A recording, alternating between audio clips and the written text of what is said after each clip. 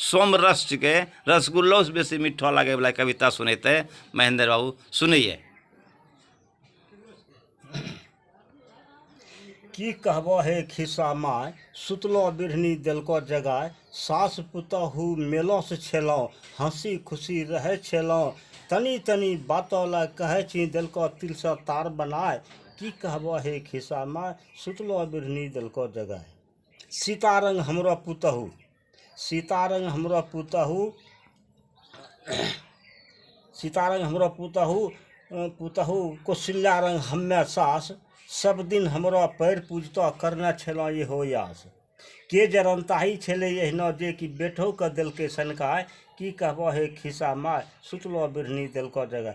बेटो के वनवास भेजलको सीता के संग लेने गेलो, कौशल्या रंग कहरी कुहरी केने दिन काटे छी हे माय। की कहबो हे खिस्सा माय सुतलो बिरहनी देलको जगह।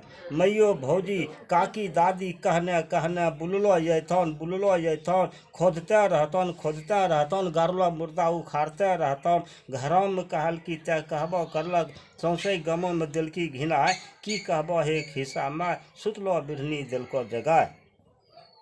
केना लोग बैठे दिया, केना लोग बैठे दिया, केना केकरो पिलाय चाय, छुछोली फिरतन घर घर करते रहतन झगड़ा।